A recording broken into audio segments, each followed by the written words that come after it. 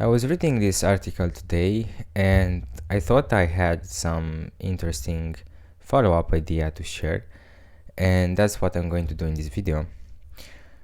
The gist of this article, called "The Human in the Loop," mainly refers to a reply to a statement that another person did. And the main idea of this article is that now that AI can generate and write a lot of code, basically the responsibility that a software engineer has is to review very carefully, very diligently the code that the AI has written. So basically, I would say that most of the responsibility, or at least a higher part, is now focused on a single point, and that is the reviewing process. And this is mainly the idea that Matteo Collina has stated here, and I would go right now very quickly over the article, maybe to point some things that might also be relevant, and in the end I will provide my thoughts on that, because I first of all, I personally agree with that. Now the issue isn't writing code, but judging or deciding which code goes into production, or which code should be used or which code should not be used. Based on my latest work, or my recent work at my job, I wouldn't say that writing code was essentially the bottleneck, but it was basically the same thing, which was to decide what code to go where, or what config option to use, and stuff like that. Okay, now let's go over the article. Basically, until this point, the main idea is the same, that now the engineer has to be very careful when reviewing the code that AI has written. Okay, so it is this code that Mike said: if an idiot like me can clone a product that costs 30,000 per month in 2 hours, what even is software development? And Matteo asked himself a different question: who is responsible when that clone has a bug? And so on. Of course, it wouldn't be AI, because AI simply does what you as an engineer has instructed it to do. I think it would be this, if one was to blame AI for, let's say, sticking or adding a security issue to your app, is like blaming the computer for doing that same thing as well. So since AIs are essentially, in my perspective, a next level for automation, then basically they do what you have told them to do, and it's your responsibility to ensure that you have given proper instruction.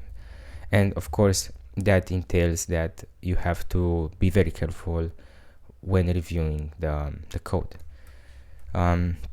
Now I'm going to skip over very quickly, because the main idea keeps on repeating, which is that reviewing is now essential, or designing, or basically as an engineer, you not only, so the main task of for you as a software engineer now is not to write code, essentially, is to review the code that the AI has generated, to design systems and to build systems, or to debug systems and monitor maybe, and stuff like that. In this regard, I agree to a certain point. I don't think writing code will become obsolete, although the AI can do that very well. I also have a pleasure in writing code, but maybe that's on me. Okay, the real question, finally. Okay, is save. The human in the loop isn't the limitation, is the point. So basically the main idea of this article is highlighted in the title, the human in the loop, meaning that the human is an essential part of the process of delivering software. My name is, okay, yeah, basically the idea highlighted here is responsibility. Yeah, AI can be used to move faster, but it cannot outsource one's judgment. So the main idea is the same, that basically you as an engineer have the final decision whether certain code will go to production or not, and which code should go to production or not. And I totally agree with that. And that is the main idea. However, I was thinking, and this is my follow-up essentially to this article, and that is, okay, now that your main tasks become reviewing, designing, building, debugging, and not so much writing code, then how do you become better at those things? Let's take reviewing, for example, only reviewing. I wouldn't say that you become a better reviewer simply by reviewing more code. I think there is some underlying layer of knowledge that you have to acquire in order to be able to do a proper review. And fortunately or not, this doesn't become, in my opinion, from simply reviewing more and more. My main idea is that you still have to put in the work, to study, to learn, to become a better programmer, or to say, to be honest, an even better person as well. But we are sticking to the programming field. So in order to become a better reviewer, in my opinion, this doesn't mean that you should not keep on learning. And learning might also entail writing code by yourself, trying to make connections, trying to understand principles and connect ideas together to form a better or a bigger idea. And the main umbrella term that I've used in a previous video as well is cognitive effort. You have to put in the effort if you want to learn, and learning will make you a better reviewer because you have the knowledge to review. Yeah, and that's my follow-up thought. And to summarize very quickly, now that AI can generate code, now the responsibility shifted even heavier on the programmer, and that means the programmer needs to be very careful which code and when some code will reach production.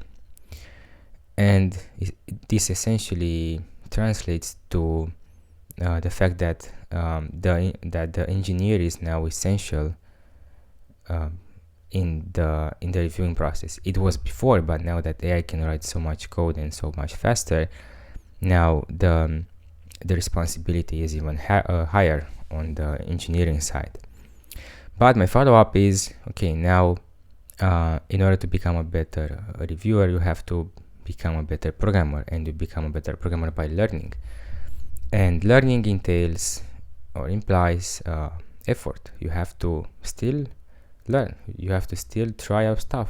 You need to go to the frustration of not understanding. You have to go through those aha moments and so on. So that's my follow-up. It could also be a heads up. It's also my approach.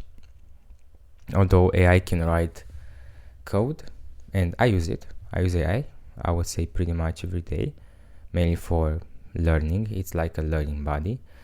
But my aim is still to learn, to become a better programmer. And the way I see AI is just a next level of automation. But you need to be able to know what you want to automate and why, and when not to automate, and so on.